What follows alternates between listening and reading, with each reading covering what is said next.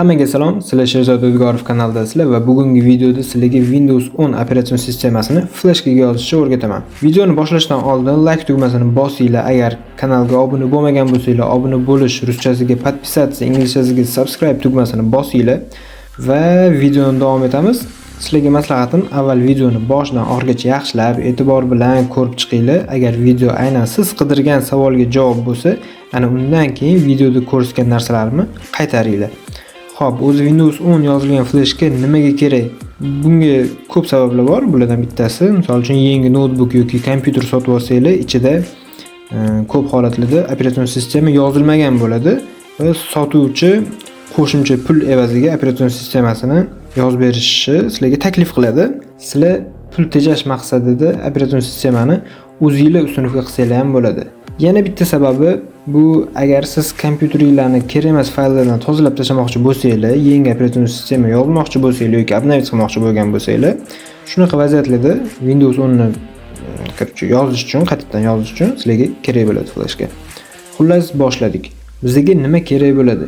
Internetga kirish imkoniyati, agar sizlar bu videoni ko'rayotgan bo'lsanglar, demak sizlarda aniq internetga kirish imkoniyati bor. Flashga kerak bo'ladi kamida 8 GB va FAT32 formatida bo'lishi kerak. Flashkaning ichida hech narsa bo'lishi kerak emas. Agar flashkalarning ichida sizlarga kerakli qanaqadir fayllar, dokumentlar bo'lsa, maslahatim uni qayergadir olib qo'yinglar, ko'chirib qo'yinglar, чтобы keyinchalik yana qaytadan o'zingizlarga olib olishingiz uchun. Chunki flashkaning ichida hech narsa bo'lishi kerak emas, top-toza flashka bo'lishi kerak. Va albatta brauzer bo'lishi kerak. Любой brauzer, farqi yo'q. Google Chrome, Yandex, Microsoft Edge farqi yo'q. Firefoxdan foydalansanglar ham bo'ladi. Asosiysi brauzer bo'lsa bo'ldi. Men asosan Chromedan foydalanaman, o'shaning uchun Chrome'ga kiramiz. Brauzerga kiramiz va Windows 10 deb poyst qilamiz. Va eng birinchi navbatda Microsoft kompaniyasining rasmiy sayti chiqadi. Shundan bilsanglar ham bo'ladi, что men sizlarga официальный Windows 10 ustunovka qilishni o'rgatyapman. Xullas, skachat obraz diska Windows 10 degan joyiga kiramiz va bu yerda ikkita variant beriladi. Ya'ni agar Windows'larni просто обновить qilmoqchi bo'lsanglar, обновить сейчас tugmasini bosasizlar. Ammo bizga hozir bu muhim emas. Bizga установочный носитель kerak, ya'ni ustunovka qiladigan qurilma yasashimiz kerak. Va bu yerda skachatni bosasizlar. Ko'rayotgan bo'lsanglar, ekranimning o'ng tomon tepa qismida skachat bo'lishni boshladi va mana biz yozib oldik Media Creation Tool 22H2. 22H2 bu Windows versiyasi va keyingi etap bu flashkamizni disk ko'rinishiga, ya'ni .iso formatiga aylantirishimiz kerak. Nega deb savol bersanglar, juda yaxshi savol beryapsizlarmi? Demak, meni eshityapsizlar. .iso format qilishimizdan maqsad flashkamizni kompyuter flashka ko'rinishida emas, balki disk ko'rinishida ko'rish kerak. Xo'p, disk ko'rinishiga keltirish uchun bizga Ultra ISO degan programma kerak bo'ladi va shuni poyst qilamiz. Ya'ni Ultra ISO deb yozib poystga bosamiz va bu sayt Microsoftga o'xshab eng tepada chiqmaydi. O'shaning uchun yaxshilab qarab ultraiso.su degan saytni topishimiz kerak. O'sha o'zining rasmiy sayti hisoblanadi. Rasmiy saytini topib ichiga kirganimizdan keyin skachat Ultra ISO na kompyuter deganini tanlaymiz va skachat Ultra ISO для Windows 10 11 ni tanlaymiz va yuklab olinishini kutamiz. Bu etaplar tez bo'ladi, uzoq kutiladigan etaplar endi keladi. Ekranda ochilgan hamma fayl va papkalardan chiqib ketamiz. Bo'ldi, bizga hech nima kerak emas. Ultra ISO programmasini ochamiz va bu yerda ustunovka qilaymi deb so'rayapti. Dani bosamiz va dalya knopkalarini bosamiz. Bu yerda ortiqcha galchkalarni olib tashlaymiz. Bizga kerak emas bunaqa musor programmalarni kompyuterimizga yozib tashlashi va ustunovich knopkasini bosamiz va tayyor. Bu programma shunaqa tez yoziladi, даже montaj ham qilmadim. Endi Media Creation Tool ustiga bosamiz. Va bu yerda sizlarning kompyuteringizlarning kuchi va internetingizlarning tezligi juda katta rol o'ynaydi.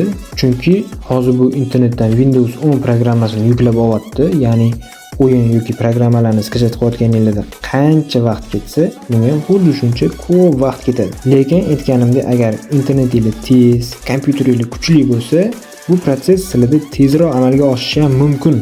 Bu yerda принятие bosamiz. Создать установочный носитель USB устройства flash памяти tanlaymiz va dalini bosamiz. Bu yoqda bo'lsa o'zingizlar xohlagan tilinglarni tanlasanglar bo'ladi. Menga rus tili qulay bo'lganligi uchun rus tilini tanlayman. Bu yoqda bo'lsa kompyuteringizga mos razryad tanlaysizlar. Meniki 64 bitli. Agar sizlarning kompyuteringiz 32 bitli bo'lsa, o'shani tanlaysizlar.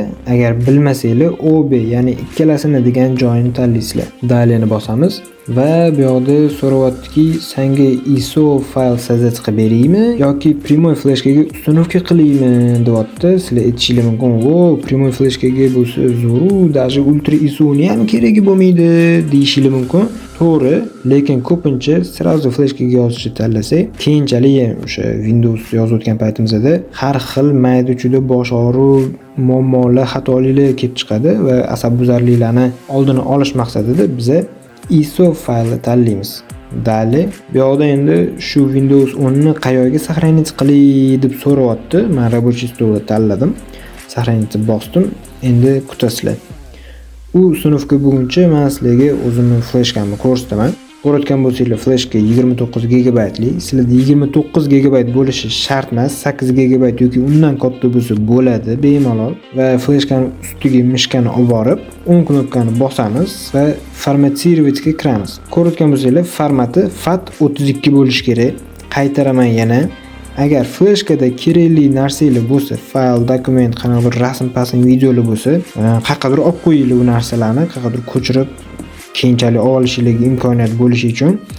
Chunki fleshka pustoy bo'lishi kerak. Fleshkaning ichida hech narsa bo'lishi kerak emas va FAT32 ni tanlab, nachada bossanglar, fleshka ichidagi narsalar o'chib ketadi. Format qilishdan oldin fleshkadagi kerakli narsalarni olib qo'yinglar deb уже 3-4 marta aytyapman. Agar o'zingizlarning xatoyinglar bilan o'chirib yuborgan bo'lsanglar, keyin kommentariyada yozib o'tirmanglar va sen aytuvding, men o'chirib yubordim, qatdan olaman, u yoq bu yoq deb keyin menga bunaqa sasmanglar. Shunaqa odamlar bor, videoni oxirigacha ko'rmaydi, e'tibor bilan eshitmaydi-da, o'zi qanaqadir xato qilib qo'yadi, keyin meni ayblab yuradi. Men videoda 10 marta, million marta, fitfilon marta aytyapman sizlarga nima bo'lishi mumkinligini. Bo'ldi. Endi bu yoqda kutishimiz kerak. Men montajda o'tkazib yuboraman. Sizlar videoni pauza qilib, vaqtdan unumli foydalangan holda videoga like bosib, xohlagan kommentariy yozsanglar bo'ladi. Kanalga obuna bo'lmagan bo'lsanglar, obuna bo'lish knopkasini bosib qo'yinglar va keyinchalik qiziqarli qanaqadir videolar, foydali kontentli balobatlarni o'tkazib yubormaslik uchun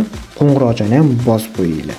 Xo'p, mana Windows 10 загрузка bo'lishi tugadi va рабочий stolda mana bunaqa ko'rinishdagi fayl paydo bo'ladi. Men рабочий stolga saqlashni tanlaganim uchun shu yerga tushdi. Agar sizlar boshqa joyni tanlagan bo'lsanglar, o'sha tanlagan joyingizga tushadi.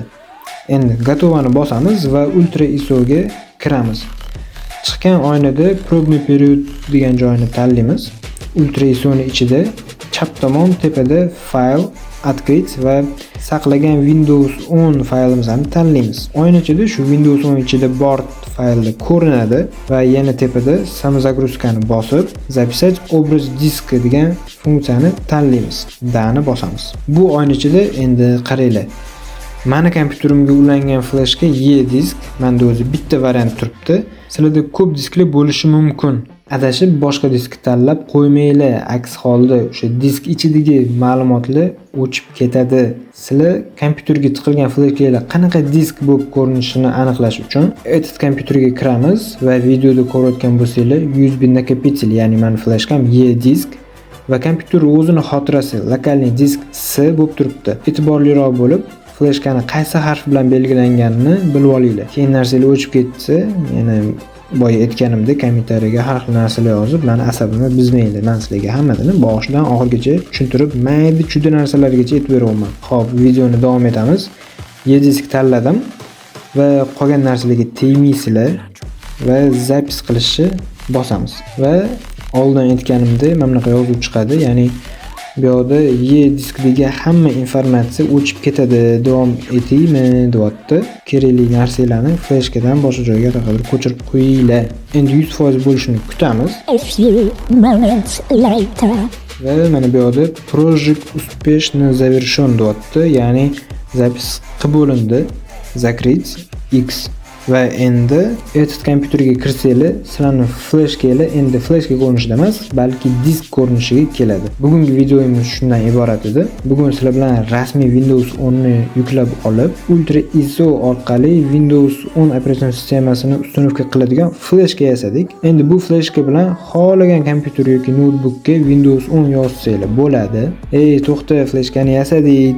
Xo'p, lekin kompyuterga Windows 10 ni qanaqa qilib yozamiz, qanaqa qilib ustunovka qilamiz deyotgan bo'lsanglar, xavotir olmanglar. Kanalga xuddi shu mavzuda, ya'ni fleshka orqali Windows 10 ni kompyuterga ustunovka qilish haqida video chiqarganman. Video tagida havola orqali o'sha videoni topsanglar bo'ladi. O'sha videoni ko'rib, o'shanga ham like va kommentariy yozib qo'yinglar. Video sizlarga foydali bo'lgan bo'lsa, like bosishni va kommentariyaga o'zingizlarning fikringizni yozib qoldirishingizni unutmanglar. Agar sizlar kanalda yangi bo'lsanglar va kanalga hali obuna bo'lmagan bo'lsanglar, obuna bo'lish ruschasiga подписаться, inglizchasiga subscribe bo'lish tugmasini bosib qo'yinglar. Kanalni kuzatishni davom etinglar.